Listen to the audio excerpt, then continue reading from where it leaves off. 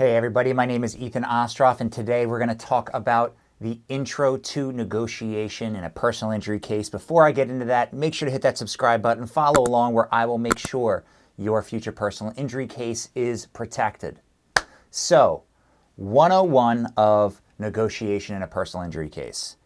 The basics of when you get hurt and it's not your fault is that you will get a call almost immediately from your insurance company, from the other driver's insurance company if it was a car crash, from the business's insurance company if you fell on somebody's property. The number one rule, do not accept the first offer. You will get an offer fast. They will say, this is your only chance to settle. This offer will explode on Tuesday if it's Monday. You only have 24 hours to accept it. Don't accept it. The only thing you should be considering when it comes to whether you have to accept an offer from the insurance company is, do you exceed the statute of limitations? Are you able to sue if you wanted to? That's what the statute of limitations is for. So, 101 of negotiation with your insurance company, say screw you to the first offer. Number two, when you are dealing with a personal injury firm, you need to make sure that they are not only not going to accept the first offer, but that they are asking for the right amount of money. Because whatever they ask for, if there is going to be a settlement, they only expect for the insurance company to meet them about 40 to 50% of the way there. So for example, if they think that your case is worth $100,000, they should be asking for $250,000.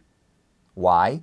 Because if it settles for what it's supposed to settle for, it should settle at $100,000 when they anchor at $250,000. $250,000 is their opening demand, which would allow for your case to settle for the proper amount of money. Make sure that if you are being recommended a number, or if your lawyer says your case is worth $100,000, you should ask them, hey, what are you going to ask for from the insurance company? If they say, oh, I'm asking for $100,000, then you might not be dealing with the best lawyer. Next, know that your case could go to trial, but that it probably won't. Know that your case could, but it probably won't. So what that means, if you are dealing with a law firm that won't take your case to trial, make sure that they know that they should, if it needs to, take your case to trial. Let me give you an example. When I ask for money on my client's behalf, I set up that case in case it has to go all the way to a jury trial. I don't think it actually will, but just in case, I'm setting it up from day one in case it has to go to a jury trial. So your lawyer should at least have a plan for trying your case. If they don't, that means you might be having a lawyer that wants to settle too quick and settle too cheap. So posture your case for trial, even if it doesn't go to trial. Those are the most important parts to this. Negotiations, they tend to go on throughout the whole life of your case.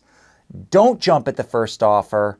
Make sure you're demanding the right amount of money, and make sure you're posturing your case for trial, and don't talk more than you have to. Let the lawyer do the talking. Let them take care of you, because that's what they are there for. They are basically professional negotiators if they're a good lawyer.